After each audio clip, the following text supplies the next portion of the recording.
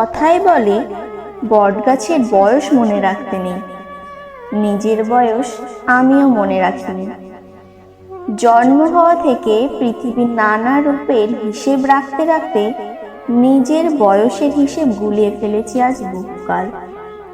কত শত গ্রীষ্মে কত শ্রান্ত পথিককে আশ্রয় দিয়েছি, কত বর্ষায় স্নান করেছি, কত শরতের কাশ আমার চারপাশে মাথা দুলিয়েছি কতবার, কত শীত কত বসন্তের বাতাস আমার শরীর ঘিরে বয়ে গেছে, তা সত্যি মনে রাখতে পারিনি। হ্যাঁ, আমি বয়সের ভারে জীর্ণ এক দীর্ঘাঙ্গী বট। আমার স্মৃতিচারণায় আজ বলে যাব এই দীর্ঘ জীবনের গল্প। আমার যখন জন্ম, চারপাশ তখন ছিল ঘন জঙ্গল। আগেই বলেছি, সময়ের জ্ঞান আমার নেই। যা আমি জানি তা হলো জন্ম থেকে দেখা চারপাশের পৃথিবী বদলাতে থাকা রূপ। যেদিন প্রথম ঘুম ভাঙলো আমার, সেদিন বৃষ্টি হচ্ছে মুষলধারে। খেয়াল করলাম অন্য আরেকটা গাছ আমার মাথার উপর ছাতা হয়ে দাঁড়িয়ে রয়েছে। পরে জেনেছিলাম ওটা কদম। ও সেদিন আমায় একটু ভিজতে দেয়নি। তাই জীবনের স্মৃতিচারণায় আমার প্রথম অর্ঘ্য কদমের প্রতি। আমার থেকে কিছু দূরে ছিল একটা বড় দিঘি। তখন তাতে ফুটতো শালুক আর পদ্ম। দূরের প্রান্তর থেকে স্নিগ্ধ বাতাস বয়ে আসতো, চারপাশ থেকে ভেসে আসতো মিষ্টি ফুলের সুগন্ধ। মৌমাছি, প্রজাপতি, ফড়িং খেলা করে বেড়াতো আমার চারধারে। এমন মনোরম পরিবেশে ধরিত্রীর বুকে নিজের শিরা উপশিরা বিছিয়ে দিয়ে আমি বড় হতে লাগলাম। তখন একটু বড় হয়েছি। একদিন দেখলাম আমার থেকে কিছু দূরে জঙ্গল কেটে পরিষ্কার করছে একদল মানুষ। সেদিন খানিক ভয় হয়েছিল, যদি ওই ধারালো অস্ত্রের কোপ পড়ে আমার গায়েও। কিন্তু আমি রয়ে গেলাম। তারপর প্রায়ই দেখতাম পরিষ্কার করা ওই রাস্তা দিয়ে সার বেঁধে যাচ্ছে পালকি, গরুর গাড়ি। এমন সময় আমি খানিক শক্ত সমর্থ হয়েছি। তখন আর জোর বাতাসও আমায় টলাতে পারে না। মাথার উপর দিকে বড় ডাল থেকে শাখা প্রশাখা বিস্তার করতে শুরু করেছি অল্প অল্প করে। তাতে ছোট ছোট পাতা গজিয়েছে। আমার পাশের গাছগুলোর মতন আমার ডালেও রং বেরঙের পাখি এসে ভিড় করতে শুরু করেছে। চারপাশে লোকের আনাগোনা বাড়ছে দিন দিন।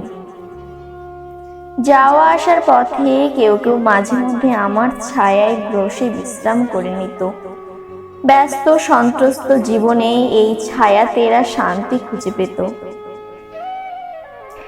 এদিকে আমার ডালপালা জুড়ে পাখিদের কলকাকলি তো লেগেই রয়েছে।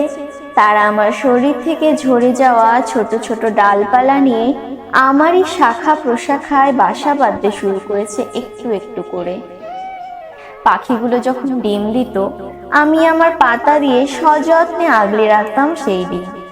তারপর সেই ডিম ফুটে যেদিন ছোট্ট ছোট্ট ছানা বের হতো, মনটা আনন্দে ভরে যেত। এই যখনকার কথা বলছি, তখন আমার চারপাশ আর আগের মতন নেই। কদমকে কেটে ফেলা হয়েছে আজ বেশ কিছুদিন। চারিদিক জঙ্গল থেকে ধীরে ধীরে একটা ছোট গ্রামের চেহারা নিচ্ছে। এরপর বহুকাল যাবৎ নিজের চারপাশকে ধীরে ধীরে আরো ব্যস্ত হয়ে উঠতে দেখেছি। অনতি দূরে দেখেছি ছোট বড় বাড়ি গড়ে উঠছে, আর দেখেছি নতুন নতুন মানুষকে। পালকি আজকাল আর তেমন দেখা যায় না। এই কাহিনী কোনো এক গ্রীষ্মকালের বৈশাখ মাসের পড়ন্ত বিকেলে। গুমোট গরম পড়ছিল সেই দিন। সাধারণত বিকেলে আমার চারপাশে অনেক লোকজন বেড়াতে আসে, কিন্তু সেই দিনের পথঘাট ছিল জনমানবশূন্য। সারা দিনেও গরমে একটি পাতা নাড়ানোর সামর্থ্য আর আমার নেই। এমন সময় হঠাৎ কালো আকাশে মেঘ গর্জন করে এলো তুমুল ঝড়।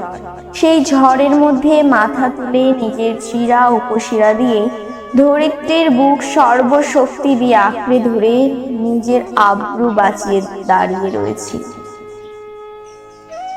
এমন সময় দেখতে পেলাম সামনের জাম গাছটা হুড়মুড় করে ওপরে পড়লো। দিঘির ধারে শিমুল গাছটা গোড়া থেকে ভেঙে পড়লো দিঘির জলে। কোথা থেকে একটা ছাতা ঝড়ের ধমকা হাওয়ায় উড়ে এসে আটকে গেল আমার একটা ডালে। সেই দিন শত চেষ্টা করেও আমার শাখা প্রশাখায় থাকা পাখির বাসার ছোট্ট ছোট্ট ডিমগুলোকে বাঁচাতে পারিনি পাখির ছোট ছোট ছানাগুলোকেও। চোখের সামনে উপড়ে পড়তে দেখেছি নিজের ভাই বন্ধুর শরীরকে। এরই মধ্যে বৃষ্টি নামলো মুষলধারায়। যে গাছগুলো ভেঙে পড়েছিল সেইখানকার পাখিগুলো এসে কোনো রকমে আশ্রয় নিল আমার কোটরে।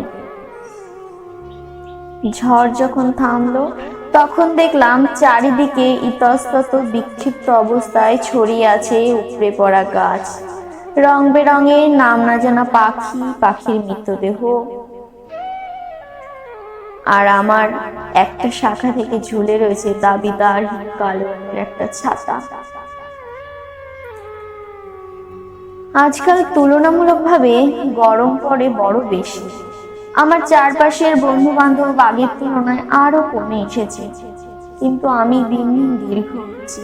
আমার নিচে দাঁড়ালে আজকাল আর আকাশ দেখতে পাওয়া যায় না। বিভিন্ন কাণ্ড থেকে নেমেছে বট গাছের ঝুড়ি। বিকেলবেলা বেড়াতে আসা শিশুদের দল আমায় ঘিরে লুকোচুরি খেলে, আমার ঝুড়ি ধরে দোল খায়। দুপুরে শ্রান্ত ক্লান্ত পথিক আজও আমার ছায়ায় দুদণ্ড বিশ্রাম নিয়ে যায়।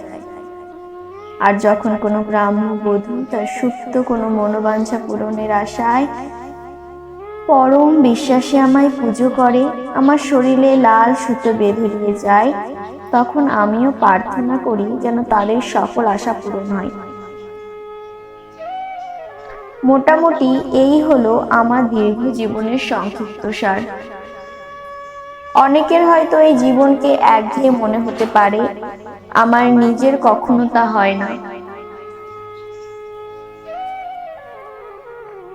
অনেকের হয়তো এই জীবনকে একঘেয়ে মনে হতে পারে, আমার নিজের কখনো তা হয় না। জন্ম থেকে এই একই জায়গায় একাকী স্থানের মতো দাঁড়িয়ে থেকে আমি সময়ের ওঠাপড়া দেখেছি আমার চারপাশের সবার থেকে বেশি। যে মানুষ আর জীবনের চাহিদা অর্জনে প্রতিনিয়ত দৌড়ায়, আমি তাকে রোজ ছায়া দিয়েছি, নিরীহ পাখিকুলকে দিয়েছি খাদ্য ও নিরাপদ আশ্রয়। এইভাবেই চারপাশের পৃথিবীটুকুকে আমি আমার জীবন দিয়ে রক্ষা করে যেতে চাই সব সময়। এতেই আমার জীবনের সার্থকতা।